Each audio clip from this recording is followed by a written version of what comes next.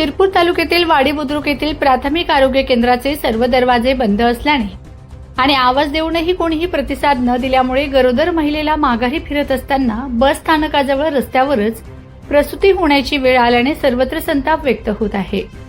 तालुक्यातील मोखड येथील वाड्यावर बसलेले ठेलारी कुटुंबातील एक महिला प्रसूतीसाठी वाडी बुद्रुक येथील प्राथमिक आरोग्य केंद्रात दिनांक 7 रोजी सकाळी 7 वाजेच्या सुमारास आली असता आरोग्य केंद्रात वैद्यकीय अधिकारी किंवा कोणीही आरोग्य कर्मचारी उपस्थित नसल्याचे दिसून आले।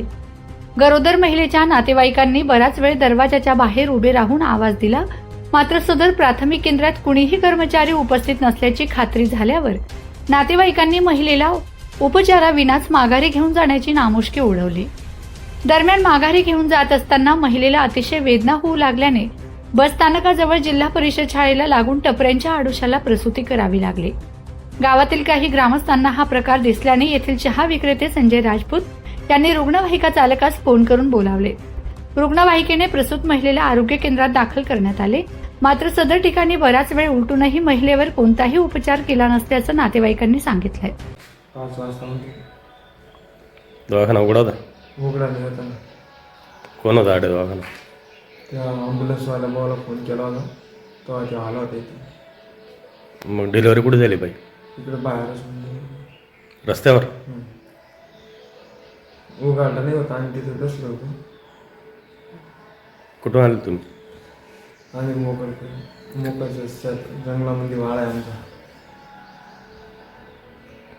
सकाळी किती वाजता आले? 5-6 वाजता। म्हणजे दवाखान्यात आल्यावर आवाज नाही दिला कोणाला? आवाज दिला होता इथं, काय उघडलं नाही। त्याच्यानंतर फोन केला मी त्या ॲम्ब्युलन्सवाल्याला, तेव्हा त्यांनी बोलावून आणलं। सदर आरोग्य केंद्रात 3 वैद्यकीय अधिकारी असूनही जर ही वेळ रुग्णांवर येत असेल तर अशा अधिकाऱ्यांची इथून हकालपट्टी करण्यात यावी, अन्यथा त्यांना मुख्यालयीन राहणे सक्तीचे करावे अशी मागणी नागरिकांकडून होत आहे।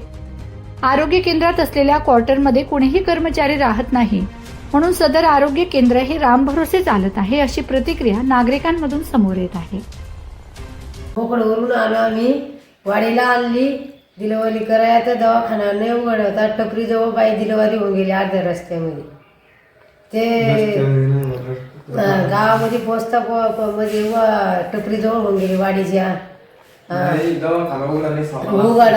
उघडला नाही सापला, 2 जण गेले आमची माणसं, पायाला नाही सापडला। मग आम्ही फिरून आली चहाजवळ, आम्ही होटलीवाल्याजवळ गेलो, चहावाल्याच्या त्यांच्याजवळ नंबर घेतला, तेव्हा आम्ही त्यांना बोलवलं, तेव्हा दवाखाना त्या माणसाने उघडला।